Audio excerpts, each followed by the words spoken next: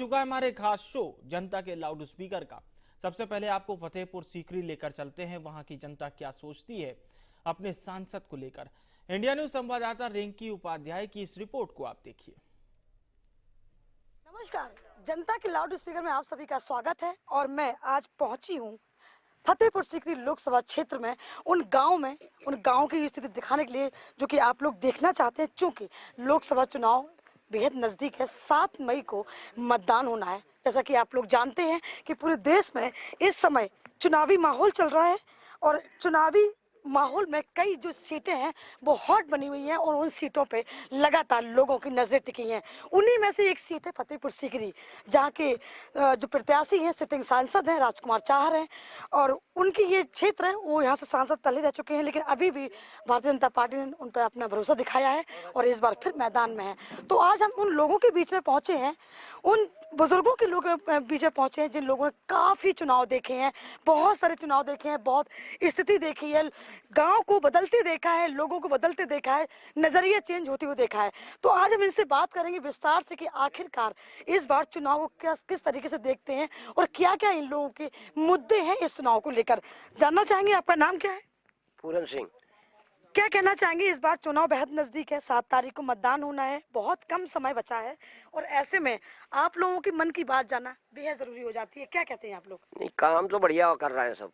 ये बीजेपी सरकार भी बढ़िया काम कर रही है और जो भी कोई बढ़िया काम हो रहा है बढ़िया ही हो रहा है। हाँ, जैसे कि आप लोग जानते हैं कि इस क्षेत्र से 4 प्रत्याशी और हैं। रामनाथ सिकरवार हैं जो इंडी गठबंधन से हैं, रामनिवास शर्मा हैं बसपा से हैं, चाहर हैं।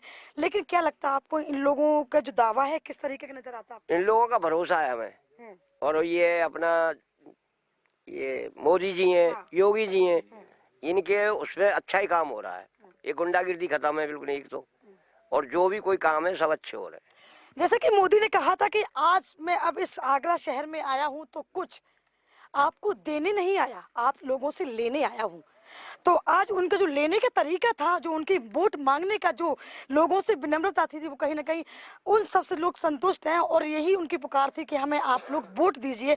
जो आपका वोट है वो सांसद के लिए तो है ही, लेकिन वो डायरेक्ट मोदी के लिए वोट माना जा रहा है, उनके लिए है। जानना चाहेंगे आपसे, आप काफी बुजुर्ग हैं, कितनी उम्र है आपकी?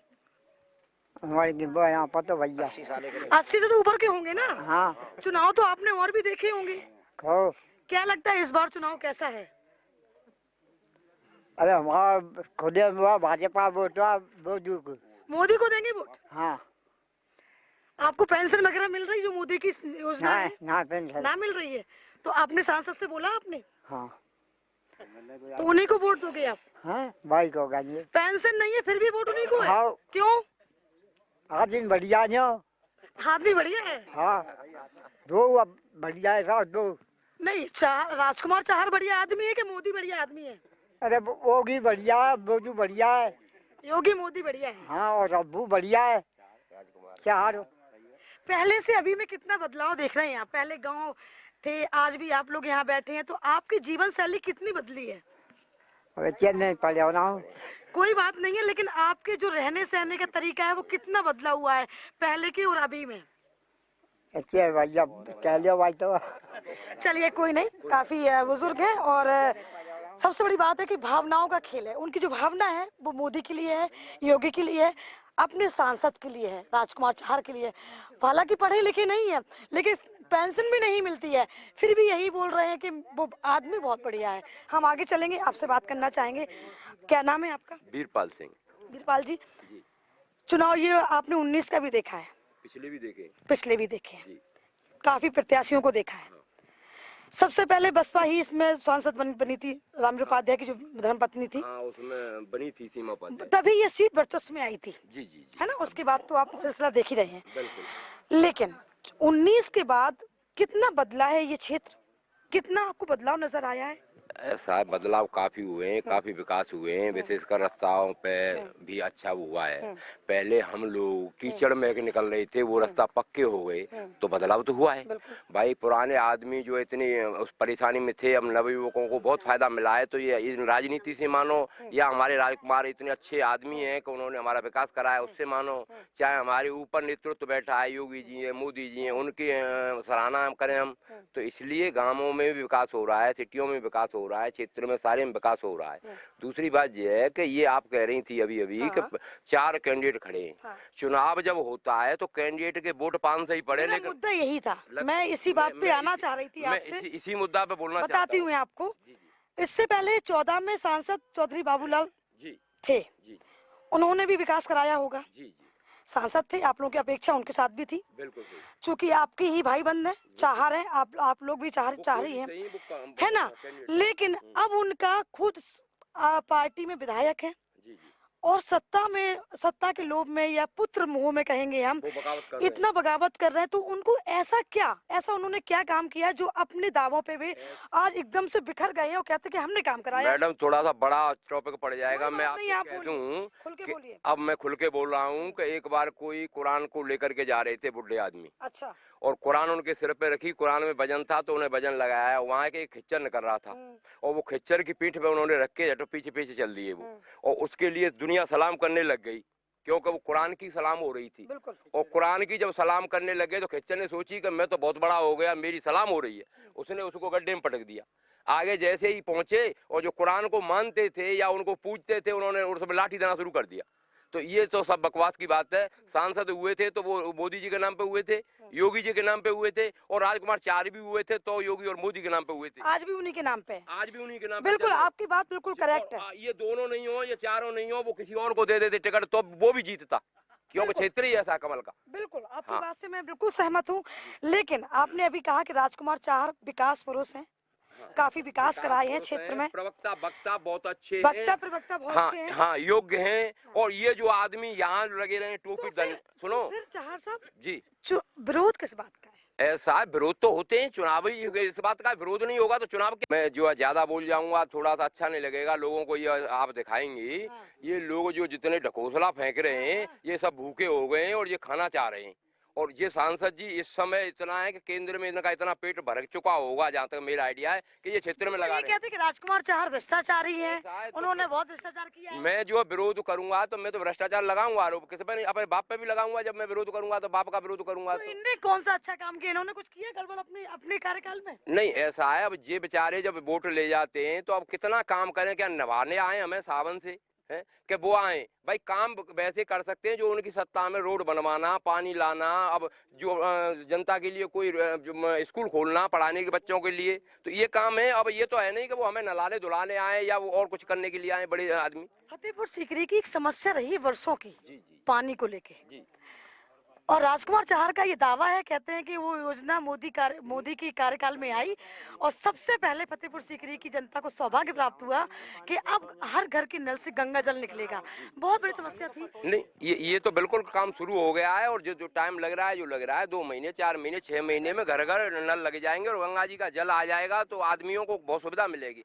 ये चारबाटी अधिकांश गाँव खारे पानी पे बसे हुए हैं, और ये फतेहपुर सीकरी सांसदीय क्षेत्र जो पीछे है वो भी बुरी तरह वहाँ पानी की उपलब्ध नहीं है। तो ये तो उन्होंने सराहनीय काम किया है। जो अब बादशाह अकबर नहीं कर सके वो राजकुमार 4 कर रहे हैं, तो मैं तो उन्हें कितना बड़ा श्रेय दूं, बादशाह से भी ज्यादा श्रेय दूं।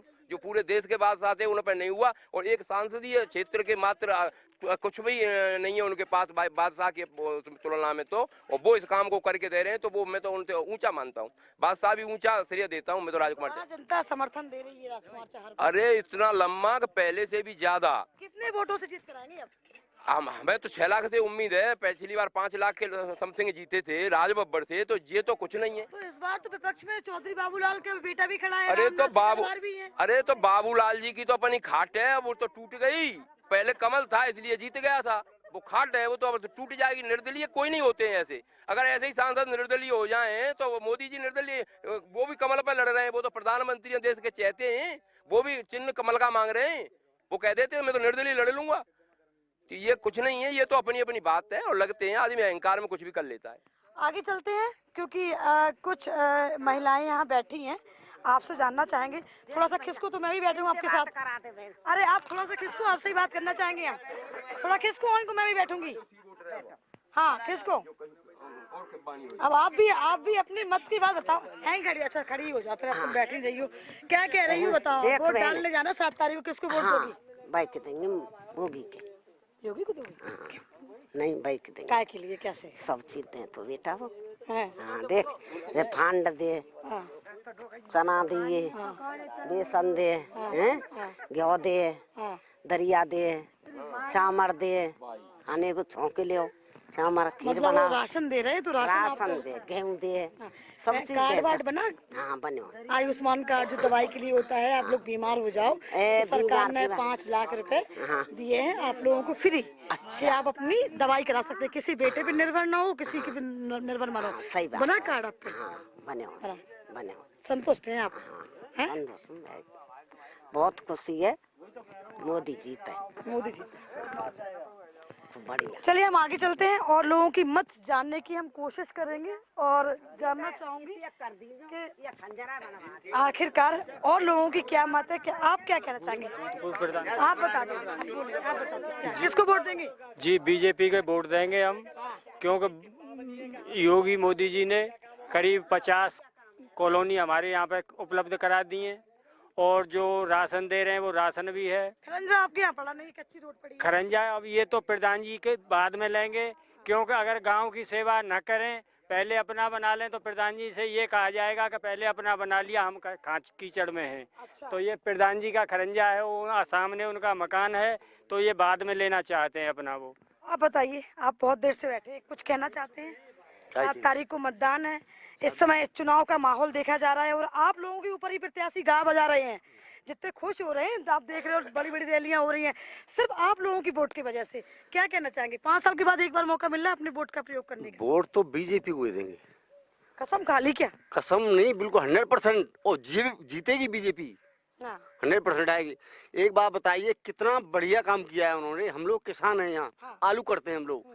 जो अमेरिका में पेरू में था आलू अनुसंधान केंद्र, हमारे यहाँ सिंगना बनने जा रहा है। हम लोग यहाँ से जाते थे, परेशान होते थे, मेरठ गए, कहीं मेरठ में मुजफ्फरपुर बीज लेने जाते थे, अब हमें यहीं पर उपलब्ध हो जाएगा बीज। कितनी बड़ी समस्या हल हो गई है। और पानी की 4000 करोड़ की 4000 करोड़ योजना आई है, कोई लेके आया था कभी? भाई अकबर ने भी एक राजधानी यहाँ फतेहपुर सीकरी में थी, पानी की वजह से आगरा बना ली थी अपनी, वो भी छोड़ दिया। एक बात अकबर नहीं कर सके उस काम को, राजकुमार ने किया। कौन देख रहे हैं आप? क्या कहना चाहेंगे? चुनाव नजदीक है, वोट डालना है आपको। हाँ जी, हमें वोट डालना है और हम योगी मोदी के शासनकाल में बहुत संतुष्ट हैं। उन्होंने हमारे लिए सब कई एक अच्छे अच्छे कार्य किए जो देश के हित में, और इस वजह से हम फूल को कोई बटन